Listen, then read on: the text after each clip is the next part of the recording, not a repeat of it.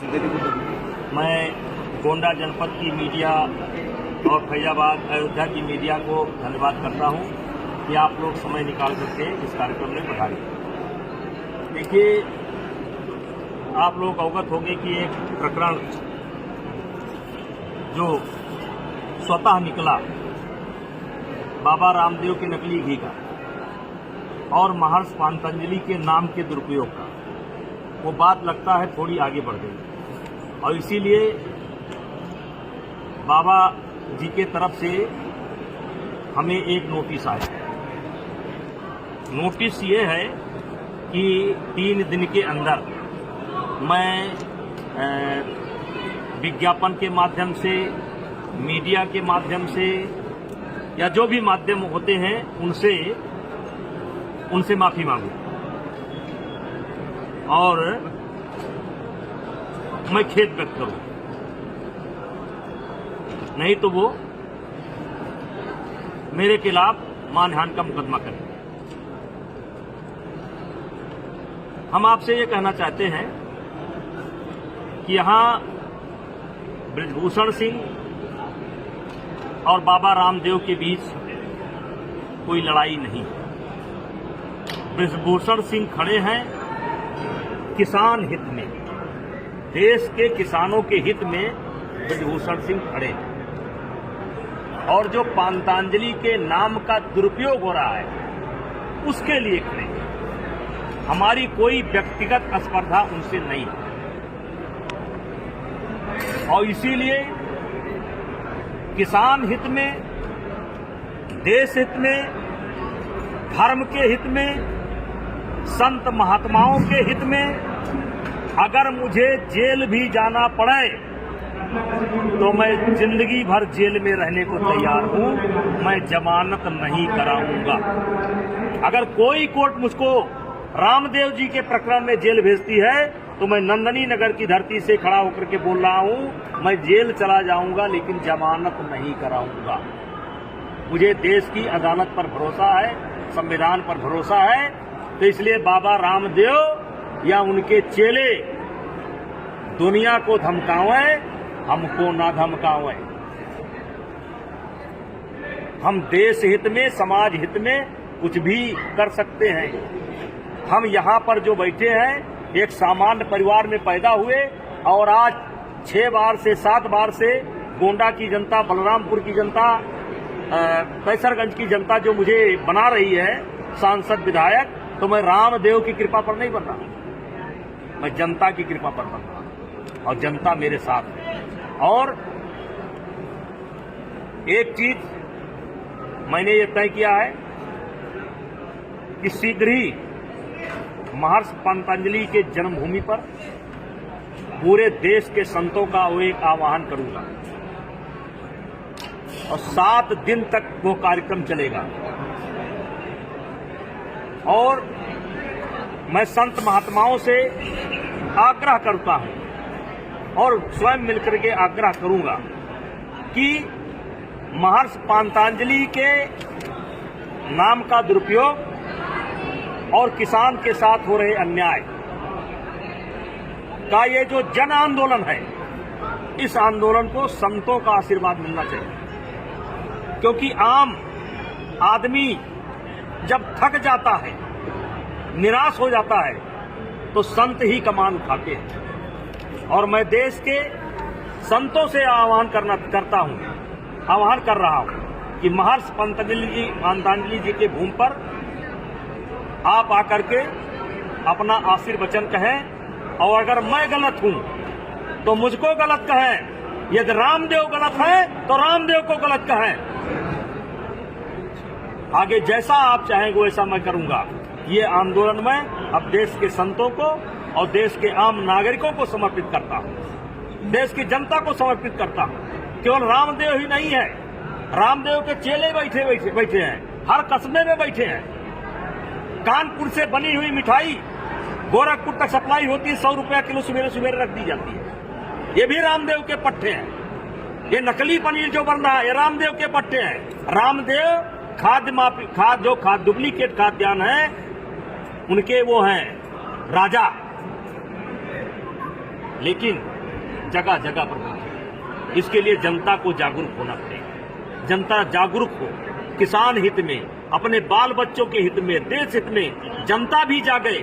अगर उसके अगल बगल कहीं नकली घी बन रहा है, नकली प्रोटीन बन रहा है, नकली पनीर बन रहा है, नकली दूध बन रहा है, तो जनता को आगे आना होगा। और जनता जब आगे आएगी तो ये जो गौ पालन से हमारा मोह भंग हुआ है, गाय पालन से हमारा मोह भंग हुआ है, भैंस पालन से हमारा मोह भंग हुआ है, ये मोह फिर वापस आएगा। जिस दिन किसानों को अपने मेहनत का उचित लाभ मिलेगा, उसी दिन फिर गौ पालन की प्रति प्रेम बढ़ जाएगा और भैंस पालन की प्रति प्रेम बढ़ जाएगा। लेकिन आज ये जो गौ की उपेक्षा हो रही है, लोग गौ छोड़ रहे हैं, गौ के गले में तार लग रहा है, गौ मर रही है, इसके कारण ये नकली खाद्य पदार्थ, दूध से बने हुए नकली खाद्य पदार्थ जो भी बना रहे हैं, ये है। और इसके सम्राट हैं, इसके राजा हैं रामदेव।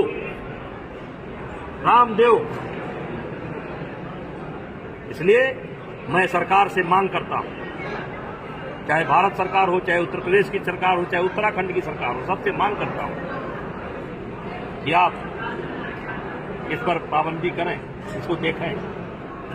सर, उत्तराखंड सरकार ने और भारतीय सेना ने भी इनके कई सामानों पर प्रतिबंध लगा रखा है, फिर भी ये मार्केट में बिक रहे हैं और वहां नहीं चल रहे। देखिए, ये मैंने जो आपको दिया है इसमें बहुत कुछ है। जैसे इन्होंने एलोपैथिक पद्धति पर सवाल उठा दिया है, कोरोना की दवाई बना दी। इन्होंने छोड़ा किसको है? डॉक्टरों ने नहीं छोड़ा, एलोपैथिक पद्धति को नहीं छोड़ा, और फिर एलोपैथिक के शरण में जा रहे हैं। क्योंकि मेरे पास समय कम है, इसलिए मैंने आपको विस्तार से दिया है, और इसीलिए दिया है कि इसको सब छापिए।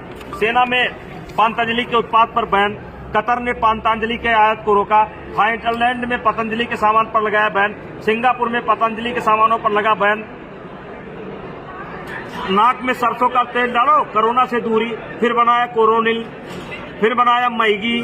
पहले कहते थे मैगी और फूड खाने से गंभीर बीमारी होती है, फिर खुद ही वही बेचने लगे। एक बड़ा आरोप ये लगा है कि ये दूसरे के उत्पादों पर अपना ब्रांड लगाकर बेच रहे हैं। बहुत, ये सत्य है, ये सत्य है। ये ज्यादातर जैसे बिस्कुट वगैरह, शहद वगैरह, ये तमाम सामान ये केवल मतलब जिसको क्या कहते हैं, मार्केटिंग नहीं, जजिया कर कह लीजिए, जैसे जजिया कर कह लीजिए। अब इनका इतना बड़ा नाम हो गया है कि आपको सामान बेचना है, आप इनका मुहर लगवा लीजिए और आमदनी का बहुत बड़ा भाग ये ले लेंगे, तो इसी को तो जजिया कर कहते हैं। सांसद जी, मोहर जो लगा रहे हैं वो तो हमारे आपके यहाँ के पूर्वज जो महर्षि पतंजलि जी हैं, उनका नाम का दोहन कर रहे हैं, और उसके बाद में भी आपसे इतना विरोध क्यों कर रहे हैं?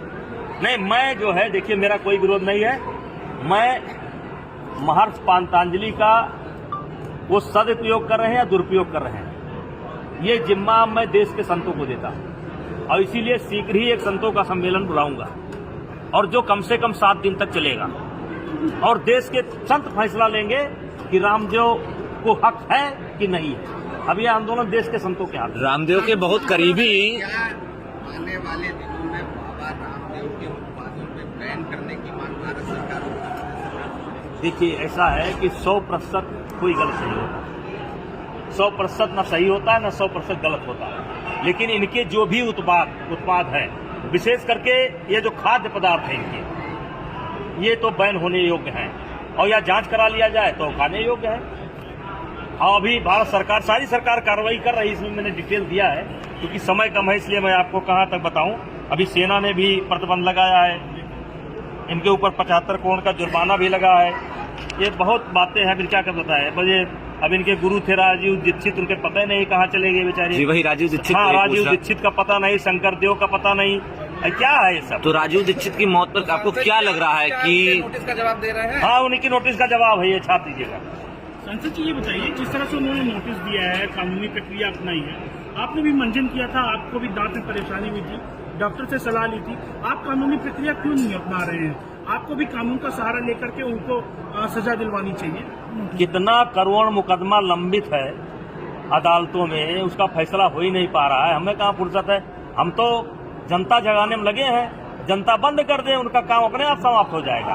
अगर घी उनका नकली है, जनता खाना बंद कर दे, असली है खूब खाए।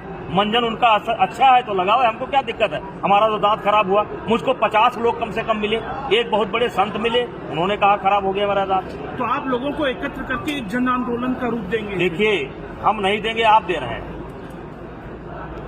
इसमें मीडिया का बहुत बड़ा सहयोग है, क्योंकि मैं जब बोला था अगर मीडिया न होती तो ये बात देश के कोने कोने तक न पहुंचती। अब मैं संतों का आह्वान करूंगा, वहीं पर मंदिर बनाने का भी विचार विमर्श हो जाएगा, कैसा मंदिर बनेगा, कैसा सुंदर बने, कैसा बने देख लिया जाएगा। और मैं अब ये अपना आंदोलन संतों को समर्पित करता हूँ, मैं बिना संतों से पूछे कुछ काम नहीं करता। यानी आने वाले दिन में इस मांग को आप सदन में उठाएंगे कि रामदेव के उत्पादों को हम पहले जनता के सदन में उठाएंगे, संतों के सदन में उठाएंगे। संत जब अपने मुंह से कोई बात कहेंगे तो उसका बहुत बड़ा जोर होता है। जनता की अदालत बहुत बड़ी अदालत है, संतों की अदालत उससे भी बड़ी अदालत है।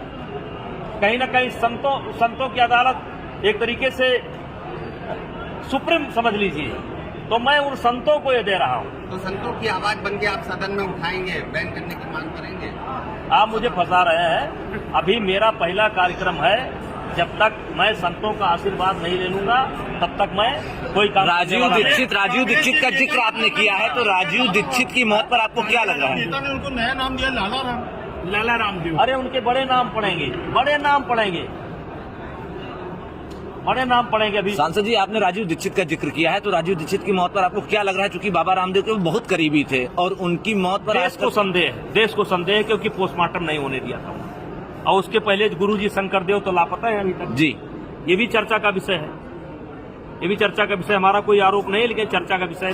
ये लड़ाई कब तक चलेगी? ये संघर्ष आपका कब तक चलेगा? क्या आपको लगता है 10-5 दिन में समाप्त होने वाला है? क्या आपको लगता है कि 10-5 दिन में समाप्त होने वाला है? अभी हमारे कार्यक्रम चल रहे हैं, अभी जन जागरण का कार्यक्रम चल रहा है। इसके बाद जो हम संतों का आह्वान करेंगे, फिर संत लोग अपना वो करेंगे, फिर संत रचना रचेंगे, तो आंदोलन चलेगा। ये रुकने